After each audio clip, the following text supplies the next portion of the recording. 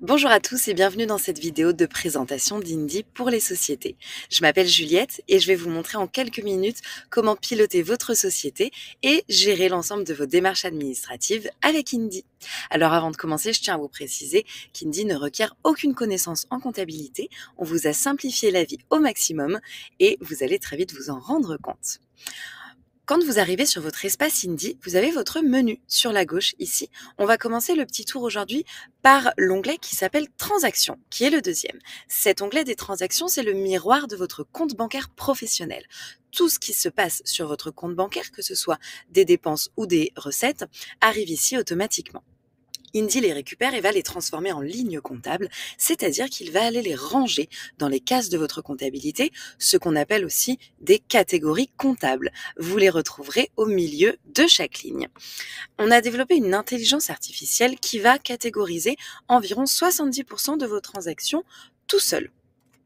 Ça vous en laisse quelques-unes à faire de votre côté et je vais vous montrer comment ça se passe. Par exemple, si on prend la ligne de la Poste, alors je tiens à vous préciser qu'on est ici sur un compte de démonstration avec des données fictives.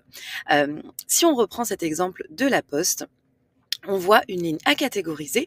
Tout simplement, je clique sur le bouton à catégoriser et j'arrive ici dans ce qu'on appelle mon plan comptable, c'est-à-dire l'intégralité de toutes les possibilités comptables qui existent dans ma comptabilité en tant que société à l'IS.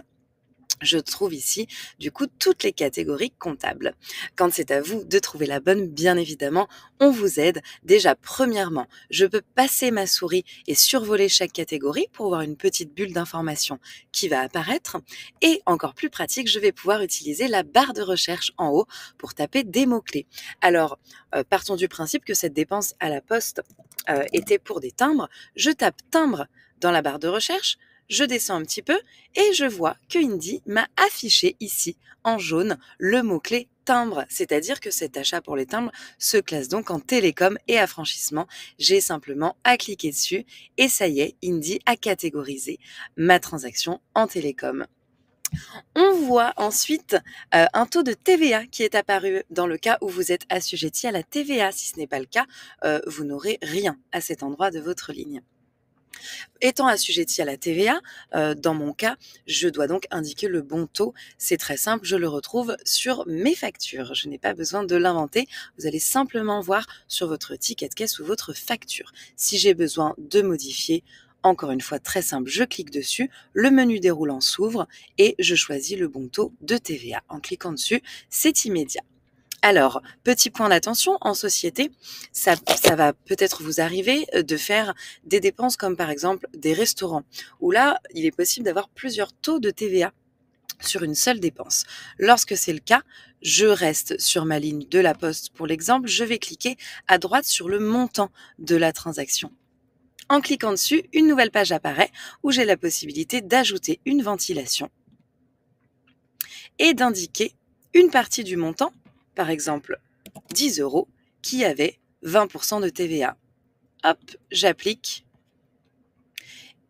Indy me propose les transactions qui sont similaires, qu'il a repérées comme étant similaires, pour appliquer la même ventilation. Non merci, dans ce cas, on voit bien que Indy a séparé et a appliqué les bons taux de TVA sur chaque partie. Encore une fois, j'ai simplement recopié les informations que j'ai trouvées sur mon ticket de caisse. En parlant de ticket de caisse d'ailleurs, vous avez sur la gauche de cette ligne un petit trombone qui va vous permettre, si vous le souhaitez, d'afficher, d'ajouter et de stocker sur Indy vos justificatifs. Les justificatifs, ce sont les tickets de caisse, les factures, tout ce qui va pouvoir justifier de cette dépense comme étant professionnelle si un jour vous avez un contrôle, par exemple, de l'administration fiscale. Vous n'êtes pas obligé de lier ces justificatifs sur Indy, car nous n'en avons pas besoin pour faire votre compta. Par contre, on vous a mis cette possibilité pour vous organiser et pour vous aider à les retrouver plus facilement. Là encore, très simple, je clique sur le petit trombone et tout simplement, j'attache mon document en PDF, en image. Dès qu'il est attaché, mon document sera stocké sur Indy. L'avantage principal de cela étant que nous appliquons la valeur probante à ces justificatifs, c'est-à-dire qu'une fois que la photo elle est stockée sur Indy, vous pouvez vous débarrasser de l'original du papier, vous n'avez plus besoin de le conserver. Petite astuce aussi, nous avons une application mobile. Vous pouvez la télécharger sur les stores Indie Comptabilité. Elle va vous permettre d'utiliser Indie depuis votre téléphone et surtout très pratique pour prendre en photo vos tickets de caisse. Dès que vous les avez dans la main, vous pouvez aller sur l'appli, prendre en photo le ticket.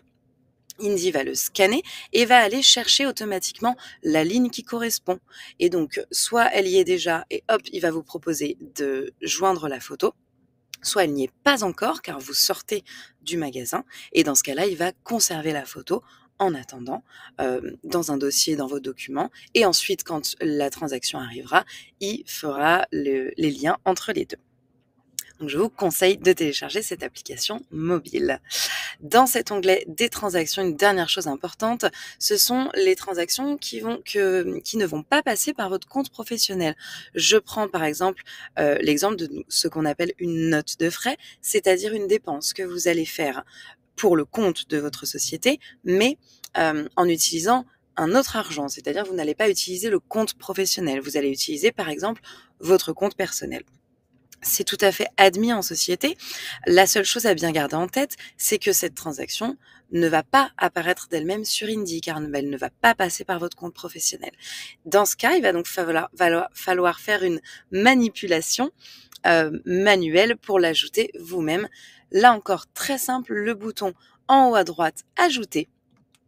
En cliquant dessus, vous avez la possibilité donc d'ajouter des documents. Donc, on parlait des justificatifs tout à l'heure. Vous pouvez aussi les ajouter par ici.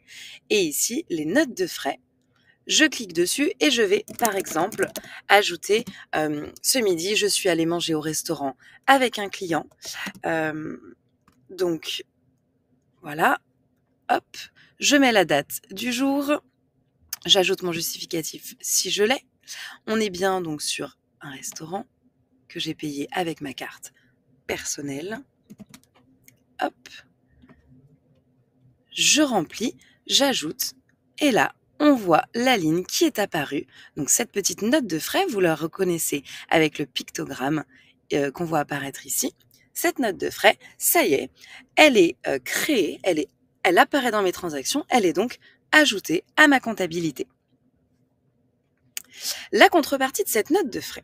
Donc, en ayant dépensé mon argent personnel, j'ai avancé de l'argent à ma société. C'est de l'argent que je vais pouvoir me rembourser.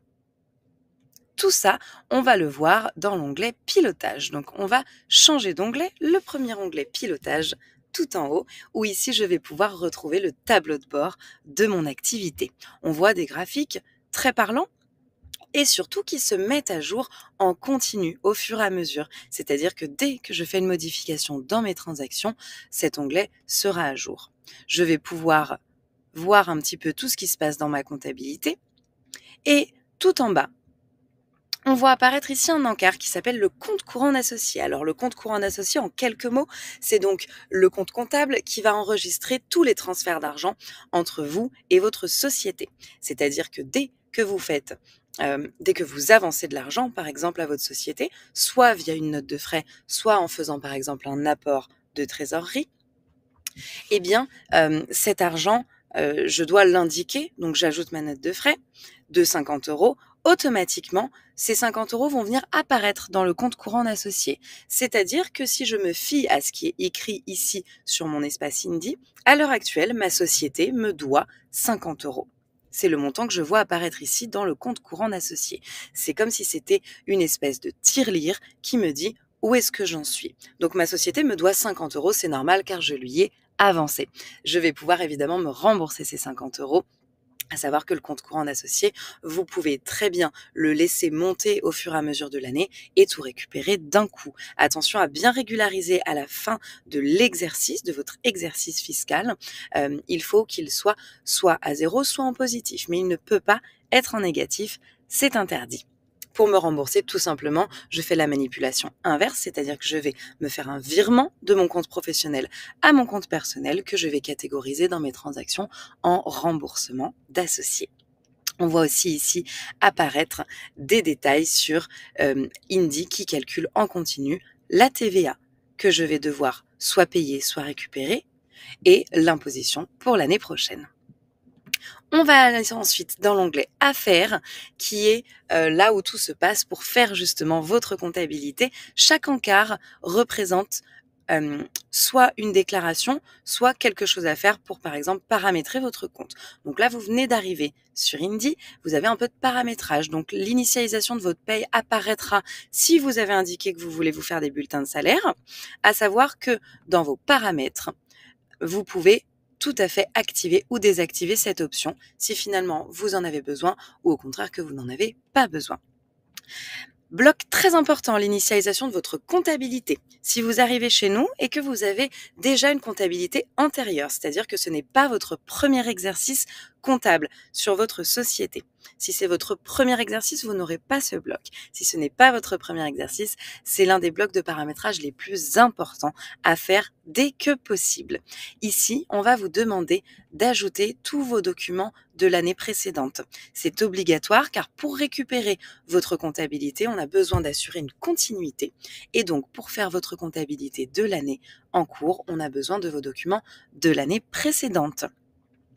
J'insiste là-dessus, c'est très important. S'il y a un truc à faire dès le début en arrivant chez nous, ça va être d'envoyer ces documents. Vous les ajoutez tous ici. Ça va les envoyer directement à mes collègues du service client. Le service client, c'est la petite bulle rose que vous voyez ici en bas à droite. En envoyant ces documents à mes collègues, ils vont pouvoir les regarder en détail pour vous assurer que l'on est bien adapté pour faire votre comptabilité. Ils vous donneront donc la réponse définitive, si besoin, évidemment, en vous posant d'autres questions, s'ils ont besoin d'en savoir plus. J'insiste encore une fois là-dessus, retenez qu'il faut remplir cette initialisation de votre comptabilité dès que possible. Évidemment, vous redemandez à mes collègues sur le chat via le service client. Pour rappel, cette petite bulle rose, c'est le chat. Je clique dessus, je clique sur envoyer un message. Ça arrive directement à mes collègues. Donc, si vous avez la moindre question, vous leur demandez. Et on voit ici le dernier encart, par exemple la clôture comptable et fiscale. Donc, on est ici dans mon exemple sur un exercice 2024. Donc, cette clôture sera à faire l'année prochaine. Comment ça se passe? Je clique dessus et tout simplement, je vais me laisser guider comme si je suivais une recette de cuisine en remplissant les étapes les unes après les autres. Je vous le répète, il n'y a pas du tout besoin d'avoir des connaissances en comptabilité. Vous aurez toutes les explications à l'intérieur de chaque étape. Et évidemment, encore une fois, mes collègues du service client si vous avez des questions.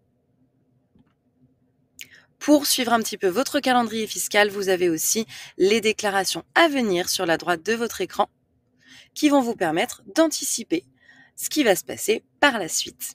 Dès que cette déclaration vous concerne, on vous la basculera au milieu. Donc, gardez bien en tête de toujours être à jour dans vos notifications de l'onglet Affaires et de prendre toujours les déclarations et les tâches à faire de haut en bas. L'onglet facturation va pouvoir vous servir si vous souhaitez générer vos factures et vos devis par l'intermédiaire de Indy. Il n'est pas obligatoire de l'utiliser. C'est très simple de générer vos devis et vos factures que vous pouvez ensuite, en un clic, envoyer directement à vos clients. L'onglet documents, très pratique car vous allez retrouver ici tous vos documents comptables. Gros point positif encore une fois, ils sont tout le temps à jour. Ça veut dire qu'à n'importe quel moment de l'année, je peux venir ici visualiser mon bilan au jour J. À savoir que tout ce qui va être les déclarations de TVA et la liasse fiscale sont des déclarations qui vont aux impôts, qu'on va générer grâce aux recettes de cuisine que vous remplissez dans l'onglet Affaires et que l'on va télétransmettre, c'est-à-dire envoyer directement sur votre espace ImpôtsGouv. D'autres documents vont au greffe via le guichet de l'INPI. Ce sont le bilan, le compte de résultat et le PV d'AG. Évidemment, le moment venu, on vous rappellera ces informations. Ce sera indiqué, il faudra simplement vous laisser guider. Ce qui m'amène au dernier onglet de l'accompagnement. Pour vous rappeler mes collègues du service client, j'en ai parlé. La petite bulle rose en bas à droite, ce sont bien des vrais humains avec qui vous allez échanger sur ce live chat. Mes vrais collègues, ils ont écrit énormément d'articles pour vous aider, que vous retrouverez ici, que ce soit sur la comptabilité ou sur l'utilisation d'Indy. Vous pouvez venir consulter, par exemple, notre centre d'aide. Dernière information enfin, le système de parrainage. Donc, vous êtes désormais client Indie, c'est-à-dire que si vous avez des personnes dans votre entourage qui pourraient potentiellement être intéressées, vous pouvez les parrainer. L'avantage, c'est d'y gagner des mois offerts. Le parrainage classique offre un mois à vous, un mois à votre filleule. Comme vous venez d'arriver chez nous, pendant votre premier mois chez nous, votre parrainage est boosté, c'est-à-dire 3 mois chacun.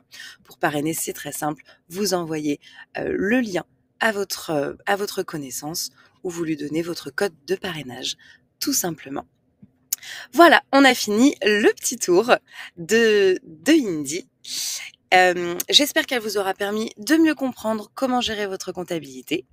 Encore une fois, n'hésitez pas à utiliser la petite bulle rose en bas à droite pour échanger en direct avec mes collègues et poser toutes vos questions. Merci beaucoup et à bientôt.